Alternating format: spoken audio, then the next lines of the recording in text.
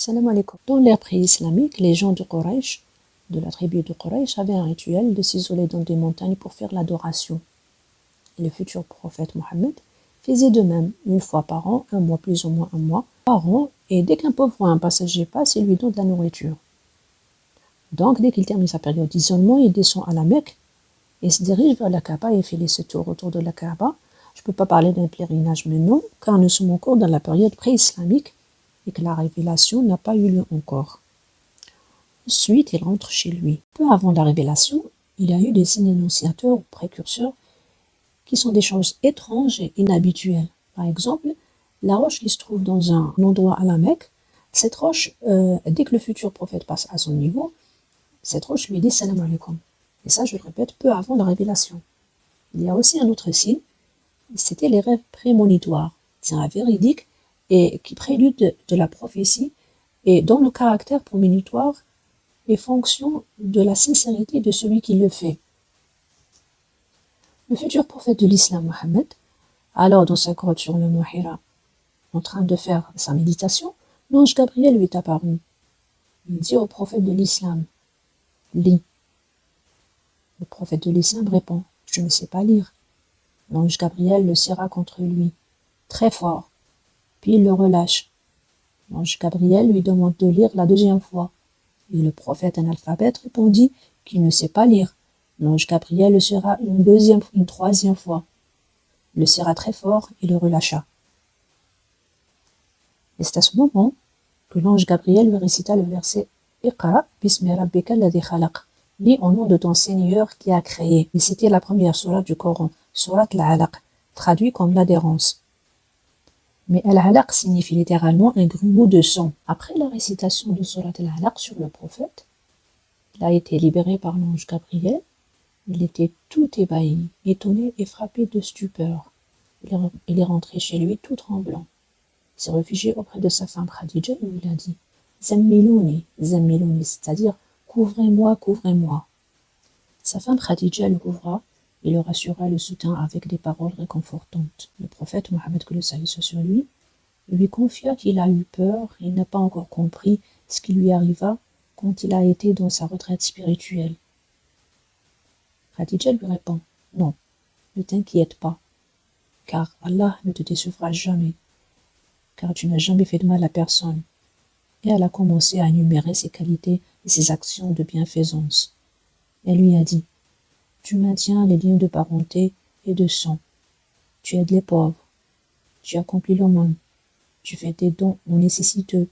Tu paies les dettes des autres. Tu fais honorer les invités et tu ne mens pas. » Après l'avoir rassurée, nous la voyons aller demander conseil à une personne mieux informée qu'elle. Son cousin, le Hanif converti au christianisme, Waraqa ibn Nawfal. Il était devenu chrétien au temps de la période pré-islamique. Elle a écrivé l'évangile en hébreu. C'était un érudit dans les saintes écritures. Donc, il était au courant de la venue d'un prophète d'origine arabe et que les signes que le prophète lui a racontés étaient bel et bien des signes de prophétie. Quand il a entendu ce que le prophète Mohammed lui a raconté, Waraqa s'exclama « C'est la sainteté qui apparaissait à Moïse, voulant dire l'ange Gabriel. » Car les gens du livre ont un savoir par rapport aux signes de la prophétie. Mais l'érudit Waraqa ibn Nawfal était un croyant monothéiste. C'est pour cette raison qu'il a cru en le prophète, en la prophétie de Mohammed. C'était dans une période entre la révélation et la mission. Il a dit, aussi seulement, Waraqa ibn Nawfal, il a dit, aussi seulement j'étais encore jeune, où je te survivrai pour assister de ce que ton peuple fera de toi, car ils vont t'exiler. Le prophète Mohammed, sur lui a posé la question, est-ce vraiment vont-ils m'exiler? Waraqa ibn Nawfal lui a confirmé, tous les hommes qui t'ont précédé et avaient la même mission que toi ont subi le même sort. Et si je survivrai à ta mission, je serai de ton côté car je crois en toi. On dit aussi que la révélation a été reçue la nuit qui précède le 21e jour du mois de Ramadan, puisque le Coran a été descendu au mois de Ramadan. La nuit du destin, qui se situe approximativement la 27e nuit du mois de Ramadan, ce qui correspond au mois d'août de l'an 610 après Jésus-Christ à l'époque, quand il avait 40 ans. Après, il a eu une rupture dans la révélation 2 fois. La première, c'était après l'événement de la grotte Hira, quand il a reçu Surat al-Alaq. Il avait une rupture que les érudits l'estiment à 3 ou 4 ans. Ensuite, un jour, alors qu'il marchait, il a entendu un bruit venu du ciel. Il a levé ses yeux vers la source du bruit et il a vu l'ange Gabriel qu'il a rencontré la première fois dans la grotte de Hira. Il l'a vu assis sur une chaise entre le ciel et la terre. Il a eu peur, tellement peur qu'il est tombé par terre. Il est rentré chez lui et a dit à sa femme Zammilouni, Zammilouni. Il a reçu la sourate Al-Mudaththir. La deuxième rupture était après la révélation de 10 sourates environ.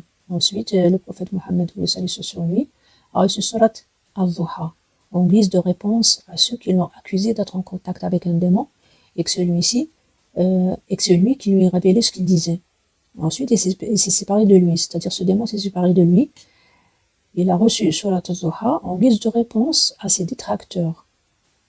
Une autre source raconte que le prophète Mohammed, que le salut soit sur lui, est tombé malade un jour et il n'a pas pu accomplir les prières de la nuit. Il a raté 2 nuits de prière et donc une femme lui a dit au prophète Mohammed, qu'est-ce qui se passe, oh Mohammed? Est-ce que ton démon t'a quitté? Et en guise de réponse divine, Allah subhanahu wa ta'ala lui a révélé la sourate al-Duha, c'est-à-dire que Allah a juré de Duha, qui est une période dans la matinée, ensuite il a juré par la nuit, que Allah subhanahu wa ta'ala n'a pas quitté son serviteur, le prophète Mohammed, que le salut soit sur lui.